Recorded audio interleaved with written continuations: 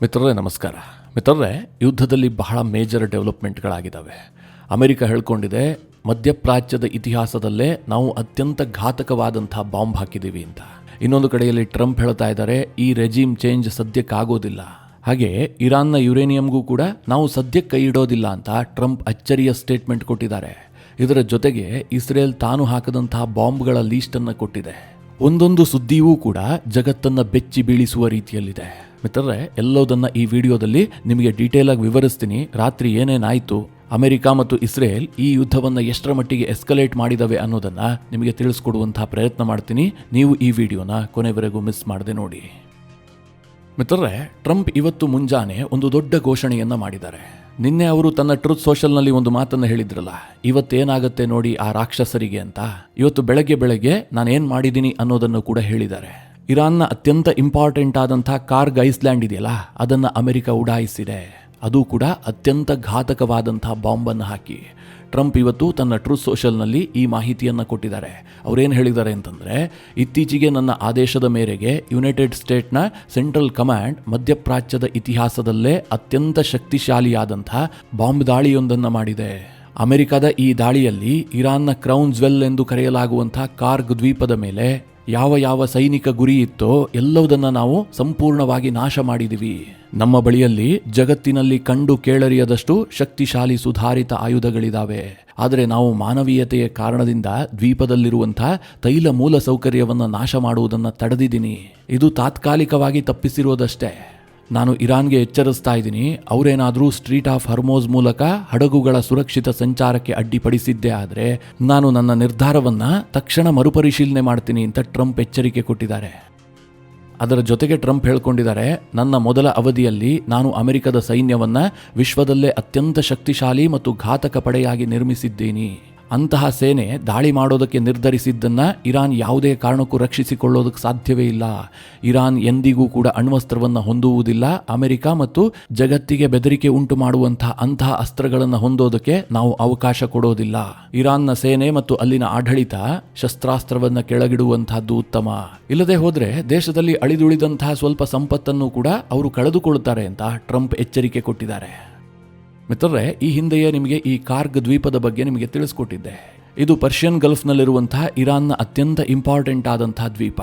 Iran ಇಲ್ಲಿ ಏನು ನಿರ್ಮಿಸಿಕೊಂಡಿದೆ ಅಂತಂದ್ರೆ, ಇರಾನ್ನಿಂದ ಎಕ್ಸ್ಪೋರ್ಟ್ ಆಗುತ್ತಲ್ಲ ತೈಲ, ಅದರಲ್ಲಿ 90% ತೈಲವನ್ನ ಹಡಗುಗಳಿಗೆ ಲೋಡ್ ಮಾಡುವಂತಹದ್ದು ಇದೇ ದ್ವೀಪದಲ್ಲಿ. ಅಂತಹ ಫೆಸಿಲಿಟೀಸ್ ಅನ್ನ ಇಲ್ಲಿ ನಿರ್ಮಾಣ ಮಾಡಿಕೊಂಡಿದೆ. ಹೀಗಾಗಿ ಈ ಕಾರ್ಗ್ ದ್ವೀಪವನ್ನ ಇರಾನ್ನ ಹೃದಯ ಅಂತ ಕರೆಯಲಾಗುತ್ತೆ. ಒಂದು ವೇಳೆ ಇದೇನಾದರೂ ನಾಶ ಆಗಿದ್ದೇ ಆದ್ರೆ ಅಥವಾ ಇದನ್ನ ಅಮೆರಿಕ ವಶಪಡಿಸಿಕೊಂಡಿದ್ದೇ ಆದ್ರೆ ಇಡೀ ಇರಾನ್ನ ಆರ್ಥಿಕತೆಯೇ ಬುಡಮೇಲಾಗುತ್ತೆ. ಈಗೇನೊಂದು ಸ್ವಲ್ಪ ಅವರು ನಡೆಸ್ತಾ ಇದಾರಲ್ಲ ದೇಶವನ್ನ, ಅದನ್ನು ಕೂಡ ನಡೆಸೋದಕ್ಕೆ ಸಾಧ್ಯ ಇಲ್ಲ. ನಿಮಗೆ ನೆನಪಿರಲಿ, ಇರಾನ್ನ ಬಹುತೇಕ 65-70% ಆದಾಯ ಬರುವಂತಹದ್ದು ತೈಲದಿಂದ. ಅದರಲ್ಲಿ 90% ತೈಲ ಲೋಡ್ ಆಗುವಂತಹ ಫೆಸಿಲಿಟೀಸ್ ಇರುವಂತಹದ್ದು ಇದೇ ಕಾರ್ಗ್ ದ್ವೀಪದಲ್ಲಿ. ಈಗ ಟ್ರಂಪ್ ಹೇಳ್ತಾ ಇದ್ದಾರೆ, ಆ ದ್ವೀಪದಲ್ಲಿದ್ದಂತಹ ಸೈನಿಕ ನೆಲೆಗಳನ್ನು ನಾವು ಉಡಾಯಿಸಿದೀವಿ, ಅದು ಕೂಡ ಘಾತಕವಾದಂತಹ ಬಾಂಬ್ಗಳನ್ನು ಹಾಕಿ. ಯಾವ ಬಾಂಬ್ ಅನ್ನೋದನ್ನ ಟ್ರಂಪ್ ಹೇಳ್ಕೊಂಡಿಲ್ಲ. ಅಂದ್ರೆ ಇದು ಇರಾನ್ಗೆ ಎಚ್ಚರಿಕೆಯ ಸಂದೇಶ. ನೀವು ಹಡಗುಗಳನ್ನು ತಡೆಯೋದಕ್ಕೆ ಯತ್ನ ಮಾಡಿದ್ದೇ ಆದ್ರೆ ನಿಮ್ಮ ಅಷ್ಟೂ ತೈಲ ನೆಲೆಗಳನ್ನು ನಾವು ನಾಶ ಮಾಡ್ತೀವಿ ಅಂತ ಟ್ರಂಪ್ ಎಚ್ಚರಿಕೆ ಕೊಟ್ಟಿದ್ದಾರೆ. ಇದರ ಜೊತೆಗೆ ಅಮೆರಿಕ ಇನ್ನೊಂದು ನಿರ್ಧಾರವನ್ನು ಕೂಡ ಮಾಡಿದೆ. ಅದೇನು ಕೇಳಿದ್ರೆ, ಮಧ್ಯಪ್ರಾಚ್ಯಕ್ಕೆ ಹೆಚ್ಚುವರಿಯಾಗಿ 5,000 ಸೈನಿಕರನ್ನು ರವಾನೆ ಮಾಡಿದೆ. ಇದರಲ್ಲಿ 2,500 ಮಂದಿ ಮರೈನ್ ಫೋರ್ಸ್, 2,500 ಮಂದಿ ಸೈಲರ್ಸ್, ಅಂದ್ರೆ 2,500 ಸಂಖ್ಯೆಯ ನೌಕಾಪಡೆ ಸೈನಿಕರು, 2,500 ಸಂಖ್ಯೆಯಲ್ಲಿ ನಾವಿಕರನ್ನ ಅಮೆರಿಕ ಮಧ್ಯಪ್ರಾಚ್ಯಕ್ಕೆ ಕಳುಹಿಸಿದೆ. ಇವರೆಲ್ಲರೂ ಕೂಡ ತುರ್ತು ಪರಿಸ್ಥಿತಿಯಲ್ಲಿ ಕಾರ್ಯನಿರ್ವಹಿಸುವಂತಹ ತರಬೇತಿ ಹೊಂದಿದಂತಹ ಸೈನಿಕರು ಅಂತ US ಹೇಳ್ಕೊಂಡಿದೆ.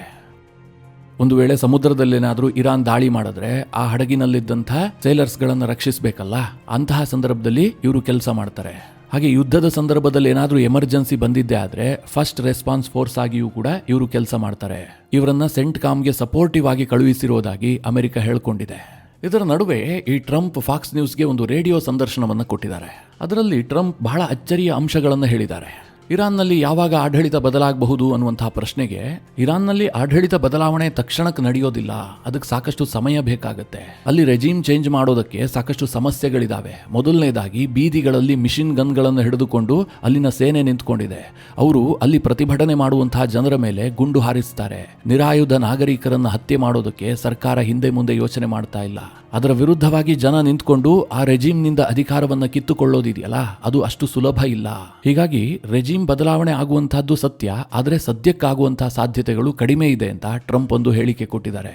ಅಂದ್ರೆ ಇದು ಇನ್ನಷ್ಟು ಕಾಲ ತೆಗೆದುಕೊಳ್ಳೋದು ಟ್ರಂಪ್ಗೂ ಕೂಡ ಮನವರಿಕೆ ಆದಂತೆ ಕಂಡು ಬರ್ತಾ ಇದೆ. ಹಾಗೆ ಇತ್ತೀಚೆಗೆ ಅಮೆರಿಕದ ಕೆಲ ಪತ್ರಿಕೆಗಳು ವರದಿ ಮಾಡಿದ್ವು, ಇರಾನ್ನಲ್ಲಿರುವಂತಹ ಯುರೇನಿಯಂ ಏನಿದೆ, ಎನ್ರಿಚ್ ಆದಂತಹ ಯುರೇನಿಯಂ, ಅದನ್ನ ಅಮೆರಿಕ ಒಂದು ವಿಶೇಷ ಕಾರ್ಯಾಚರಣೆಯನ್ನ ಮಾಡಿ ವಶಕ್ಕೆ ಪಡೆಯುತ್ತೆ ಅಂತ. ಅದರ ಬಗ್ಗೆಯೂ ಕೂಡ ಟ್ರಂಪ್ ಅಚ್ಚರಿಯ ಹೇಳಿಕೆಯನ್ನು ಕೊಟ್ಟಿದ್ದಾರೆ. ಯುರೇನಿಯಂ ವಶಪಡಿಸಿಕೊಳ್ಳೋದಕ್ಕೆ ನಾವು ಈಗ ಗಮನ ಹರಿಸ್ತಾ ಇಲ್ಲ, ಭವಿಷ್ಯದಲ್ಲಿ ಅದು ಕೂಡ ನಮಗೊಂದು ಆಯ್ಕೆ ಆಗಿರಬಹುದು, ಈ ತಕ್ಷಣಕ್ಕೆ ಅಂತಹದ್ದು ಕೈ ಹಾಕೋದಿಲ್ಲ ಅಂತ ಟ್ರಂಪ್ ಅದನ್ನು ತಳ್ಳಿ ಹಾಕಿದ್ದಾರೆ. ಮಿತ್ರರೇ, ಟ್ರಂಪ್ ತಳ್ಳಿ ಹಾಕೋದೇನು ಜಗತ್ತಿಗೆ ಗೊತ್ತಾಗುವಂಥ ವಿಚಾರ. ಇರಾನ್ನ ಒಳಗೆ ಒಂದು ಸ್ಪೆಷಲ್ ಫೋರ್ಸನ್ನು ಕಳುಹಿಸಿಬಿಟ್ಟು ಯುರೇನಿಯಮ್ಮನ್ನು ತೆಗೆದುಕೊಳ್ಳುವಂಥ ಪ್ಲ್ಯಾನ್ ಇದೆಯಲ್ಲ, ಇದು ಕಪೋಲ ಕಲ್ಪಿತ ಕಟ್ಟುಕತೆ ಅಂತ ಅವತ್ತೇ ನಮಗನ್ಸಿತ್ತು. ಯಾಕೆ ಕೇಳಿದ್ರೆ, ಇರಾನ್ನಲ್ಲಿ ಆ ಎನ್ರಿಚ್ ಆದಂಥ ನ್ಯೂಕ್ಲಿಯರನ್ನು ಅವರು ಅಂಡರ್ಗ್ರೌಂಡ್ನಲ್ಲಿ ಇಟ್ಟಿದ್ರು. ಅಮೆರಿಕ ಈಗಾಗಲೇ ಆ ಅಂಡರ್ಗ್ರೌಂಡ್ ಫೆಸಿಲಿಟೀಸ್ಗೆ ಹಾನಿ ಮಾಡಿದೆ, ಅದರ ಎಂಟ್ರಿ ಮತ್ತು ಎಕ್ಸಿಟ್ ಎರಡೂ ಕೂಡ ಬಂದಾಗಿದೆ. ಇಂತಹ ಸಂದರ್ಭದಲ್ಲಿ ಅಮೆರಿಕದ ಸೈನಿಕರು ಇರಾನ್ನ ಒಳಗೆ ಏರ್ ಡ್ರಾಪ್ ಆಗಿ ಅನಂತರ ಆ ನ್ಯೂಕ್ಲಿಯರ್ ಸ್ಟಾಕ್ ಪೈಲ್ಗಳನ್ನು ತೆಗೆದುಕೊಂಡು ಬರೋದು ಅಂತಂದ್ರೆ ಅದಕ್ಕೆ ಎಷ್ಟು ಸಮಯ ಬೇಕು? ಅಲ್ಲಿ ದೊಡ್ಡ ದೊಡ್ಡ JCBಗಳು ತಿಂಗಳಾನುಗಟ್ಟಲೆ ಕೆಲಸ ಮಾಡಬೇಕು. ಅಮೆರಿಕದ ಸೈನಿಕರು ಕನಿಷ್ಠ 300 ಅಡಿ ಆಳವನ್ನು ತಲುಪಬೇಕಲ್ವಾ? ಅಷ್ಟೊಂದು ವ್ಯವಸ್ಥೆ ಮಾಡಿಕೊಳ್ಳೋದಕ್ಕೆ ಎಷ್ಟು ಸಮಯ ಬೇಕಾಗುತ್ತೆ?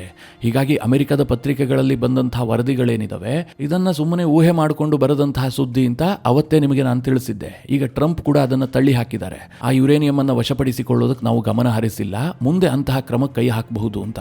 ಅಂದ್ರೆ ಕಂಪ್ಲೀಟ್ ಆಗಿ ಇರಾನ್ನ ಸೇನೆ ನಾಶ ಆದ ಬಳಿಕ ಅಮೆರಿಕ ಅಂತಹದ್ದಕ್ಕೆ ಕೈ ಹಾಕಬಹುದೇನೋ. ಹಾಗೆ ಈ ಯುದ್ಧದಲ್ಲಿ ರಷ್ಯಾ ಇರಾನ್ಗೆ ಸಪೋರ್ಟ್ ಮಾಡ್ತಿದೆ ಎನ್ನುವಂಥ ಆರೋಪವನ್ನು ಅಮೆರಿಕ ಮಾಡ್ತಾ ಇದೆಯಲ್ಲ, ಇದನ್ನು ಕೂಡ ಅದೇ ರೇಡಿಯೋ ಸಂದರ್ಶನದಲ್ಲಿ ಟ್ರಂಪ್ಗೆ ಕೇಳಲಾಯಿತು. ರಷ್ಯಾ ಏನಾದರೂ ಇರಾನ್ಗೆ ಸಪೋರ್ಟ್ ಮಾಡ್ತಾ ಇದೆಯಾ ಅಂತ. ಪುತಿನ್ ಸ್ವಲ್ಪ ಇರಾನ್ಗೆ ಸಹಾಯ ಮಾಡ್ತಿರಬಹುದು ಅಂತ ನಾನು ಭಾವಿಸ್ತೀನಿ.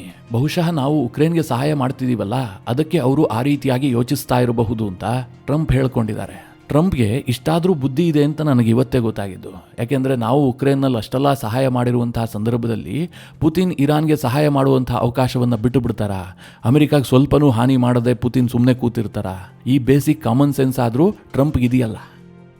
ಇದರ ನಡುವೆ ಇನ್ನೊಂದು ವರದಿಯೂ ಕೂಡ ಪ್ರಕಟಗೊಂಡಿದೆ. ಈ ಇರಾನ್ನಲ್ಲಿರುವಂತಹ ಯುರೇನಿಯಂ ನ್ಯೂಕ್ಲಿಯರ್ ಸ್ಟಾಕ್ ಪೈಲ್ ಏನಿದೆ ಅದರ ವಿಚಾರವಾಗಿ ಪುತಿನ್ ಟ್ರಂಪ್ಗೆ ಒಂದು ಆಫರ್ ಕೊಟ್ಟಿದ್ರು. ಇರಾನ್ನಲ್ಲಿರುವಂತಹ ಎಲ್ಲಾ ಎನ್ರಿಚ್ ನ್ಯೂಕ್ಲಿಯರ್ ಸ್ಟಾಕ್ ಪೈಲ್ಗಳೇನಿದಾವೆ ಅದನ್ನು ರಷ್ಯಾ ತೆಗೆದುಕೊಳ್ಳುತ್ತೆ, ಆಗ ನೀವು ಯುದ್ಧವನ್ನು ನಿಲ್ಲಿಸಬಹುದು, ಇರಾನ್ ಯಾವತ್ತೂ ಕೂಡ ನ್ಯೂಕ್ಲಿಯರ್ ದೇಶ ಆಗೋದಿಲ್ಲ, ಈ ಭರವಸೆಯನ್ನ ನಾನು ನಿಮಗೆ ಕೊಡ್ತಾ ಇದ್ದೀನಿ ಅಂತ ಪುತಿನ್ ಟ್ರಂಪ್ಗೆ ಹೇಳಿದ್ರಂತೆ. ಆದರೆ ಟ್ರಂಪ್ ಇದನ್ನು ಒಪ್ಕೊಂಡಿಲ್ಲ, ಆ ವರದಿಯನ್ನು ತಿರಸ್ಕಾರ ಮಾಡಿದ್ರು ಅಂತ ಆ ವರದಿಯಲ್ಲಿ ಹೇಳಲಾಗಿದೆ. ನಿಮಗೆಲ್ಲ ಗೊತ್ತೇ ಇದೆ, ಇರಾನ್ನಲ್ಲಿ 450 kg 60% ಎನ್ರಿಚ್ ಆದಂತಹ ಯುರೇನಿಯಂ ಇದೆ ಅಂತ ಅಮೆರಿಕ ಹೇಳ್ಕೊಳ್ತಾ ಇದೆ. ಈಗ 60% ಎನ್ರಿಚ್ ಆದಂತಹ ಯುರೇನಿಯಂ ಅನ್ನ 90%ಗೆ ಹೆಚ್ಚಿಸಿದ್ದೆ ಆದರೆ ಅದು ವೆಪನ್ ಗ್ರೇಡ್ಗೆ ಬರುತ್ತೆ. ಆಗ ಅವರು 11 ನ್ಯೂಕ್ಲಿಯರ್ ಬಾಂಬ್ಗಳನ್ನು ತಯಾರು ಮಾಡಬಹುದು ಅನ್ನುವಂಥದ್ದು ಅಮೆರಿಕದ ವಾದ. ಈಗ ಪುತಿನ್ ಇದನ್ನ ನಮ್ಮ ದೇಶಕ್ಕೆ ತೆಗೆದುಕೊಂಡು ಹೋಗ್ಬಿಡ್ತೀವಿ, ಯಾವುದೇ ಸಮಸ್ಯೆ ಇರೋದಿಲ್ಲ ಅಂತ ಟ್ರಂಪ್ಗೆ ಆಫರ್ ಮಾಡಿರೋದು. ಆದರೆ ಟ್ರಂಪ್ಗೆ ಅದರಲ್ಲಿ ನಂಬಿಕೆ ಇಲ್ಲ. ಅದನ್ನೇನಾದರೂ ತೆಗೆದುಕೊಂಡು ಹೋಗೋದಾದ್ರೆ ಅಮೆರಿಕ ತೆಗೆದುಕೊಂಡು ಹೋಗಬೇಕು, ಇಲ್ಲದೆ ಹೋದರೆ ಅಮೆರಿಕದ ಮಿತ್ರ ದೇಶಕ್ಕೆ ಕೊಡಬೇಕು. ರಷ್ಯಾವನ್ನ ನಾವು ನಂಬೋದಿಲ್ಲ ಅನ್ನುವ ರೀತಿಯಲ್ಲಿ ಟ್ರಂಪ್ ಇದನ್ನು ತಳ್ಳಿ ಹಾಕಿದ್ರು ಅಂತ ಈ ವರದಿಯಲ್ಲಿ ತಿಳಿಸಲಾಗಿದೆ. ಇನ್ನು ಅಮೆರಿಕದ ಉಪಾಧ್ಯಕ್ಷ JD ವ್ಯಾನ್ಸ್ ಕೂಡ ಈ ಯುದ್ಧದ ವಿಚಾರದಲ್ಲಿ ಒಂದು ಸ್ಟೇಟ್ಮೆಂಟ್ ಕೊಟ್ಟಿದ್ದಾರೆ. ಅವ್ರೇನು ಹೇಳಿದ್ದಾರೆ ಅಂತಂದರೆ, ಇರಾನ್ನ ಸರ್ವೋಚ್ಚ ನಾಯಕ ಮುಜ್ತಬಾ ಖಮೇನಿ ಇದ್ದಾನಲ್ಲ, ಅವನು ನಮ್ಮ ವಾಯುದಾಳಿಯಲ್ಲಿ ವಿಪರೀತವಾಗಿ ಗಾಯಗೊಂಡಿದ್ದಾನೆ. ಆದರೆ ಅವನ ಕಂಡೀಷನ್ ಯಾವ ರೀತಿಯಾಗಿದೆ ಅಂತ ನಮಗೆ ಗೊತ್ತಾಗ್ತಾ ಇಲ್ಲ. ಅದು ಗಂಭೀರ ಸ್ವರೂಪದ ಗಾಯಗಳೋ ಅಥವಾ ಸಾಮಾನ್ಯ ಗಾಯಗಳಿಂದ ಚಿಕಿತ್ಸೆ ಪಡಿತಾ ಇದ್ದಾನೋ ನಮಗೆ ತಿಳಿತಾ ಇಲ್ಲ. ಆದರೆ ಮುಜ್ತಬಾ ಖಮೇನಿಗೆ ಹಾನಿಯಂತೂ ಆಗಿದೆ ಅಂತ JD ವ್ಯಾನ್ಸ್ ಒಂದು ಸ್ಟೇಟ್ಮೆಂಟ್ ಕೊಟ್ಟಿದ್ದಾರೆ. ಇದರ ನಡುವೆ ಅಮೆರಿಕ ಇರಾನ್ನಲ್ಲಿ ತನಗೆ ಬೇಕಾದಂತಹ ಮೋಸ್ಟ್ ವಾಂಟೆಡ್ 10 ಮಂದಿಯ ಹೆಸರನ್ನು ರಿಲೀಸ್ ಮಾಡಿದೆ. ಅಮೆರಿಕದ ಸ್ಟೇಟ್ ಡಿಪಾರ್ಟ್ಮೆಂಟ್ ರಿಲೀಸ್ ಮಾಡಿದಂತಹ ಈ ಪಟ್ಟಿಯಲ್ಲಿ ಒಟ್ಟು 10 ಮಂದಿಯ ಹೆಸರಿದೆ. ಇವರನ್ನ ಹುಡುಕಿ ಕೊಟ್ಟವರಿಗೆ ಅಥವಾ ಇವರ ಸುಳಿವು ಕೊಟ್ಟವರಿಗೆ $10 ಮಿಲಿಯನ್ ಬಹುಮಾನವನ್ನು ಘೋಷಣೆ ಮಾಡಲಾಗಿದೆ. ಭಾರತದ ರೂಪಾಯಿಯಲ್ಲಿ ಹೇಳಬೇಕು ಅಂತಂದ್ರೆ ಒಬ್ಬೊಬ್ಬರ ತಲೆಗೆ ಅಮೆರಿಕ 92 ಕೋಟಿ ರೂಪಾಯಿ ನಿಗದಿ ಮಾಡಿದೆ. ಅದರಲ್ಲಿ ಮುಜ್ತಬಾ ಖಮೇನಿಯ ಹೆಸರು ಮೊದಲನೆಯದಾಗಿದೆ. ಹಾಗೆ ಅಲಿ ಅಸ್ಗರ್ ಹಜೀಜಿಯ ಹೆಸರಿದೆ, ಅಲಿ ಲಾರಿಜಾನಿ ಹೆಸರಿದೆ. ಇದರ ಜೊತೆಗೆ ಇರಾನ್ನ ಸುಪ್ರೀಂ ಡಿಫೆನ್ಸ್ ಕೌನ್ಸಿಲ್ನ ಕಾರ್ಯದರ್ಶಿ, ಸರ್ವೋಚ್ಚ ನಾಯಕನ ಸೈನಿಕ ಕಚೇರಿಯ ಮುಖ್ಯಸ್ಥ, ಹಾಗೆ IRGCಯ ಕಮಾಂಡರ್, ಇವರ ಹೆಸರನ್ನೆಲ್ಲ ಅಮೆರಿಕ ಸೂಚಿಸಿದೆ. ಇದರ ಸುಳಿವು ಕೊಟ್ಟಿದ್ದೆ ಆದರೆ ನಾವು ಬಹುಮಾನ ಕೊಡ್ತೀವಿ ಅಂತ. ಈ ರೀತಿಯಾಗಿ ಹಣ ಕೊಡ್ತೀವಿ ಅಂತ ಘೋಷಣೆ ಮಾಡಿದ ತಕ್ಷಣ ಯಾರೋ ಅವರ ಮಾಹಿತಿ ಕೊಡ್ತಾರೆ ಅಂತಲ್ಲ. ಇದು ಇರಾನ್ನ ಮೇಲೆ ಒತ್ತಡ ಹಾಕುವಂತಹ ತಂತ್ರ. ಆದರೆ ಇದರಲ್ಲಿ ಬಹಳ ಇಂಟ್ರೆಸ್ಟಿಂಗ್ ಅಂಶ ಏನು ಗೊತ್ತಾ? ಇರಾನ್ನ ಸರ್ಕಾರ ಇದೆಯಲ್ಲ, ಅಲ್ಲಿನ ಅಧ್ಯಕ್ಷ ಮಸೂದ್ ಪೆಜೆಶ್ಕಿಯಾನ್ ಆಗಿರಬಹುದು, ಅವರ ಸಚಿವ ಸಂಪುಟ ಆಗಿರಬಹುದು, ಇವರನ್ನ ಟಾರ್ಗೆಟ್ ಮಾಡ್ತಾ ಇಲ್ಲ. ಕೇವಲ ಖಮೇನಿ ರೆಜಿಮ್ ಏನಿದೆ ಅವರ ಒಂದು ವ್ಯವಸ್ಥೆ ಇದೆಯಲ್ಲ, ಅವುಗಳನ್ನು ಮಾತ್ರ ಟಾರ್ಗೆಟ್ ಮಾಡಲಾಗ್ತಾ ಇದೆ, IRGC ಮತ್ತು ಸರ್ವೋಚ್ಚ ನಾಯಕ. ಇನ್ನು ಇರಾನ್ ಮೇಲೆ ಇಸ್ರೇಲ್ ಮತ್ತು ಅಮೆರಿಕ ಮಾಡ್ತಾ ಇರುವಂತಹ ಈ ಯುದ್ಧ ಎಷ್ಟು ದಿನ ಕಂಟಿನ್ಯೂ ಆಗುತ್ತೆ? 1 ತಿಂಗಳ, 2 ತಿಂಗಳ, 15 ದಿನವಾ? ಈ ರೀತಿಯಾಗಿ ಇಡೀ ಜಗತ್ತಿಗೆ ಗೊಂದಲ ಇದೆಯಲ್ಲ. ಈ ಸಂದರ್ಭದಲ್ಲಿ i24 ನ್ಯೂಸ್ ಒಂದು ವರದಿಯನ್ನು ಪ್ರಕಟಿಸಿದೆ. ಅದೇನು ಕೇಳಿದ್ರೆ, ಇಸ್ರೇಲ್ ಸೇನೆಯ ಮುಖ್ಯಸ್ಥರು, ಅಲ್ಲಿನ ಆರ್ಮಿ ಚೀಫ್ ಇದಾರಲ್ಲ, ಅವರು ತನ್ನ ಆರ್ಮಿ ಬ್ರೀಫಿಂಗ್ ನಲ್ಲಿ ಈ ಯುದ್ಧ ಏಪ್ರಿಲ್ ವರೆಗೂ ಕೂಡ ಕಂಟಿನ್ಯೂ ಆಗುತ್ತೆ ಅಂತ ತನ್ನ ಸೈನಿಕರಿಗೆ ತಿಳಿಸಿದ್ದಾರೆ. ಹೀಗಂತ i24 ನ್ಯೂಸ್ ವರದಿ ಮಾಡಿದೆ.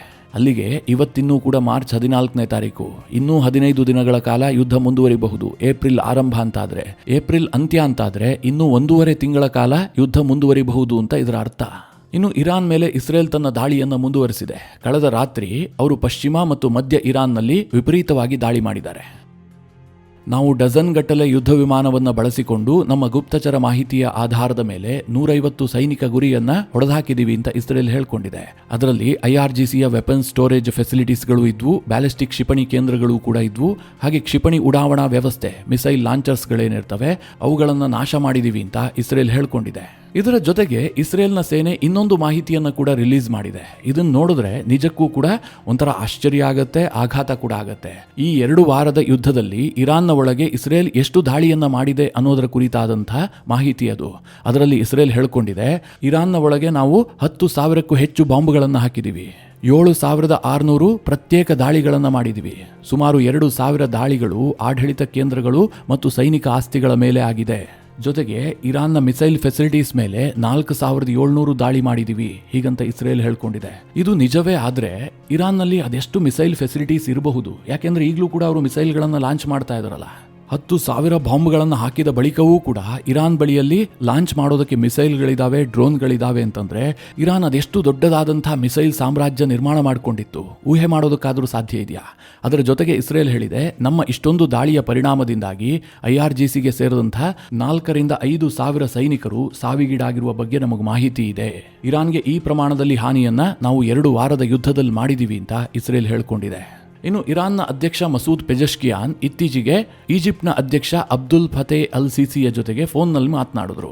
ಆ ಸಂದರ್ಭದಲ್ಲಿ ಪೆಜೆಶ್ಕಿಯಾನ್ ಹೇಳಿರೋದೇನು ಕೇಳಿದ್ರೆ, ಇರಾನ್ಗೆ ಅರಬ್ ರಾಷ್ಟ್ರಗಳೊಂದಿಗೆ ಯಾವುದೇ ಸಮಸ್ಯೆ ಇಲ್ಲ, ಅವರೆಲ್ಲರೂ ಕೂಡ ನಮಗೆ ಪ್ರೀತಿಯ ಸಹೋದರರು, ಆದರೆ ಆ ದೇಶಗಳಿಂದಲೇ ನಮ್ಮ ಮೇಲೆ ದಾಳಿ ನಡೀತಾ ಇದೆ, ಅವರು ನಮ್ಮ ನೆಲವನ್ನ ನಮ್ಮ ದೇಶದ ಮೇಲಿನ ದಾಳಿಗೆ ಬಿಟ್ಟುಕೊಟ್ಟಿದ್ದಾರೆ, ಹೀಗಾಗಿ ನಮಗೆ ಅವರ ಮೇಲೆ ದಾಳಿ ಮಾಡದೆ ಬೇರೆ ಆಪ್ಷನ್ನೇ ಇಲ್ಲ ಹೀಗಂತ ಇರಾನ್ನ ಅಧ್ಯಕ್ಷರು ಈಜಿಪ್ಟ್ನ ಅಧ್ಯಕ್ಷರಿಗೆ ಹೇಳಿದ್ದಾರೆ ಅಂತ ವರದಿಯಾಗಿದೆ. ಇನ್ನು ಇರಾನ್ನ ಜೈಲಿನಲ್ಲಿ ಬಂದಿಯಾಗಿರುವಂತಹ ಕೈದಿಗಳಿದಾರಲ್ಲ, ಅವರಿಗೆ ಚಿತ್ರಹಿಂಸೆ ಕೊಡಲಾಗ್ತಾ ಇದೆ ಎನ್ನುವಂತಹ ವರದಿಯೂ ಕೂಡ ಇದೆ. ಯಾಕೆ ಕೇಳಿದ್ರೆ ಇರಾನ್ನ ಜೈಲುಗಳಲ್ಲಿ ಆಹಾರ ಮತ್ತು ನೀರಿಗೆ ಸಮಸ್ಯೆ ಉಂಟಾಗ್ತಾ ಇದೆ. ಹೀಗಾಗಿ ಕೈದಿಗಳು ಜೈಲಿನ ಒಳಗೆ ಆಕ್ರೋಶ ವ್ಯಕ್ತಪಡಿಸ್ತಾ ಇದ್ದಾರೆ, ನೀವು ಬಂದಿ ಮಾಡಿಬಿಟ್ಟು ಹೊತ್ತಿನ ಊಟವನ್ನು ಕೊಡ್ತಾ ಇಲ್ಲ ಅಂತಂದ್ರೆ ನಾವು ಬದುಕೋದು ಹೇಗೆ ಅಂತ. ಅದಕ್ಕೆ ಜೈಲು ಸಿಬ್ಬಂದಿ ಊಟ ಮತ್ತು ನೀರು ಕೊಡೋದ್ರ ಬದಲಾಗಿ ದೊಣ್ಣೆಯಲ್ಲಿ ಏಟು ಕೊಡ್ತಾ ಇದ್ದಾರೆ. ಜೈಲು ಕೈದಿಗಳ ಮೇಲೆ ಭಾರೀ ಪ್ರಮಾಣದಲ್ಲಿ ಹಲ್ಲೆ ಆಗ್ತಾ ಇದೆ ಎನ್ನುವಂಥ ವರದಿಗಳಿದಾವೆ. ಇರಾನ್ನಲ್ಲಿ ಜನವರಿ ತಿಂಗಳಿನಲ್ಲಿ ವಿಪರೀತವಾದಂತಹ ಪ್ರತಿಭಟನೆ ಆಯ್ತಲ್ಲ, ಆ ಸಂದರ್ಭದಲ್ಲಿ ಸಾವಿರಾರು ಜನರನ್ನ ಇರಾನ್ ಬಂಧಿಸಿಟ್ಟಿದೆ. ಅಲ್ಲಿನ ಜೈಲುಗಳು ಹೋಗಿರುವ ಬಗ್ಗೆಯೂ ಕೂಡ ವರದಿ ಇದೆ. ಖಮೇನಿ ರೆಜಿಮ್ನ ವಿರುದ್ಧ ಯಾರ್ಯಾರು ಪ್ರತಿಭಟಿಸಿದಾರೋ ಅವರಲ್ಲಿ ಬಹುತೇಕರನ್ನ ಬಂಧನ ಮಾಡಲಾಗಿದೆ. ಇದರ ನಡುವೆ ಮಿತ್ರರೇ, ನಿಮಗೆಲ್ಲ ಗೊತ್ತಾಗಿರಬಹುದು, ಇರಾನ್ ಸರ್ಕಾರ ಭಾರತದ ವಿಚಾರದಲ್ಲಿ ಒಂದು ದೊಡ್ಡ ತೀರ್ಮಾನವನ್ನು ಮಾಡಿದೆ. ಭಾರತಕ್ಕೆ ಬರುವಂತಹ ಎಲ್ಲ ಹಡಗುಗಳನ್ನು ಹರ್ಮೋಸ್ ಜಲಸಂಧಿಯಲ್ಲಿ ಸುರಕ್ಷಿತವಾಗಿ ಪಾಸ್ ಆಗೋದಕ್ಕೆ ಅವಕಾಶವನ್ನು ಕಲ್ಪಿಸಿದೆ. ಈ ಬಗ್ಗೆ ಭಾರತದಲ್ಲಿರುವಂತಹ ಇರಾನ್ನ ರಾಯಭಾರಿ ಮೊಹಮ್ಮದ್ ಪತಾಲಿ ನಿನ್ನೆ ಸಂಜೆ ಹೇಳಿಕೆಯನ್ನು ಕೊಟ್ಟಿದ್ರು. ಕೆಲ ಜರ್ನಲಿಸ್ಟ್ಗಳು ಅವರನ್ನ ಪ್ರಶ್ನೆ ಕೇಳ್ತಾರೆ, ಹರ್ಮೋಸ್ ಜಲಸಂಧಿಯಲ್ಲಿ ಭಾರತದ ಹಡಗುಗಳ ಸುರಕ್ಷಿತ ಸಂಚಾರಕ್ಕೆ ಅವಕಾಶ ಕೊಡ್ತೀರಾ ಅಂತ. ಅದಕ್ಕೆ ಅವ್ರೇನು ಹೇಳ್ತಾರೆ ಗೊತ್ತಾ? ಹೌದು. ಯಾಕೆ ಅಂತಂದ್ರೆ ಭಾರತ ಮತ್ತು ಇರಾನ್ ಉತ್ತಮವಾದಂತಹ ಸ್ನೇಹಿತರು, ಇನ್ನು 2-3 ಗಂಟೆಗಳಲ್ಲಿ ನಿಮಗದಕ್ಕೆ ರಿಸಲ್ಟ್ ಸಿಗುತ್ತೆ ಅಂತ ಇರಾನ್ನ ರಾಯಭಾರಿ ಸ್ಟೇಟ್ಮೆಂಟ್ ಕೊಟ್ಟಿದ್ರು. ಹಾಗೆ ಭಾರತ ಮತ್ತು ಇರಾನ್ನ ನಡುವೆ ಸಾಮಾನ್ಯ ಹಿತಾಸಕ್ತಿಗಳಿದಾವೆ, ಹೀಗಾಗಿ ನಾವು ಭಾರತಕ್ಕೆ ಅವಕಾಶ ಕೊಡ್ತಾ ಇದ್ದೀವಿ. ಜೊತೆಗೆ ಇರಾನ್ನ ರಾಯಭಾರಿ ಇನ್ನೊಂದು ದೊಡ್ಡ ಸ್ಟೇಟ್ಮೆಂಟ್ ಅನ್ನು ಕೊಟ್ಟಿದ್ರು. ಭಾರತದ ಜನರ ನೋವಿದೆಯಲ್ಲ, ಅದು ನಮ್ಮ ನೋವು. ಭಾರತ ಸರ್ಕಾರ ನಮಗೆ ಸಹಾಯ ಮಾಡ್ತಾ ಇದೆ, ಹೀಗಾಗಿ ನಾವು ಭಾರತ ಸರ್ಕಾರಕ್ಕೆ ಸಹಾಯ ಮಾಡಬೇಕು. ಹೀಗಾಗಿ ಮುಂದಿನ ದಿನಗಳಲ್ಲಿ ಭಾರತದ ಹಡಗುಗಳಿಗೆ ಹರ್ಮೋಸ್ ಜಲಸಂಧಿಯಲ್ಲಿ ಯಾವುದೇ ತೊಂದರೆ ಆಗೋದಿಲ್ಲ ಅನ್ನುವಂತಹ ಭರವಸೆಯನ್ನ ಇರಾನ್ ಕೊಟ್ಟಿದೆ. ಇದು ಸಹಜವಾಗಿ ಭಾರತಕ್ಕೆ ಬಹಳ ದೊಡ್ಡ ರಿಲೀಫ್. ನಮಗೆ ತೈಲದ ವಿಚಾರಕ್ಕಿಂತಲೂ ಕೂಡ LPGಯ ವಿಚಾರದಲ್ಲಿ ಹರ್ಮೋಸ್ ಜಲಸಂಧಿ ಬಹಳ ನಿರ್ಣಾಯಕ ಆಗಿತ್ತು. LPG ಮತ್ತು LNG ಇದೇ ಮಾರ್ಗದ ಮೂಲಕವಾಗಿ ದೊಡ್ಡ ಪ್ರಮಾಣದಲ್ಲಿ ಭಾರತಕ್ಕೆ ಬರುತ್ತೆ. ಒಂದು ವೇಳೆ ಇನ್ನೂ ದೀರ್ಘಕಾಲದವರೆಗೆ ಇದು ಬಂದ್ ಆಗಿದ್ದೇ ಆದರೆ ಭಾರತದಲ್ಲಿ LPG ಮತ್ತು LNGಯ ಸಮಸ್ಯೆ ಇನ್ನಷ್ಟು ಉಲ್ಬಣಿಸ್ತಾ ಇತ್ತು. ಮಿತ್ರರೇ, ಇದಿಷ್ಟು ಯುದ್ಧದಲ್ಲಿ ಇತ್ತೀಚೆಗೆ ಆದಂಥ ಕೆಲವೊಂದಷ್ಟು ಡೆವಲಪ್ಮೆಂಟ್ಗಳ ಕುರಿತಾಗಿ ಮಾಹಿತಿ. ಈ ವಿಚಾರಗಳ ಕುರಿತಾಗಿ ನಿಮಗೆ ಏನನ್ಸುತ್ತೆ? ನಿಮ್ಮ ಅನಿಸಿಕೆ ಅಭಿಪ್ರಾಯವನ್ನು ಕಮೆಂಟ್ ಮಾಡುವ ಮೂಲಕ ನಮಗೆ ತಿಳಿಸಿ. ಹಾಗೆ ನಿಮಗೆ ಈ ವಿಡಿಯೋ ಇಷ್ಟವಾದರೆ ಲೈಕ್ ಮಾಡಿ. ಜೊತೆಗೆ ನೀವಿನ್ನೂ ನಿಮ್ಮ ನೆಚ್ಚಿನ ಸಂಸ್ಕಾರ ಸೌರಭ ಯೂಟ್ಯೂಬ್ ಚಾನಲ್ನ ಸಬ್ಸ್ಕ್ರೈಬ್ ಮಾಡಿಲ್ಲ ಅಂತಾದರೆ ಈ ಕೂಡಲೇ ಸಬ್ಸ್ಕ್ರೈಬ್ ಮಾಡಿ. ಮುಂದಿನ ಎಲ್ಲ ಅಪ್ಡೇಟ್ಗಳ ನೋಟಿಫಿಕೇಷನ್ಗಾಗಿ ಬೆಲ್ ಐಕಾನ್ ಒತ್ತಿ.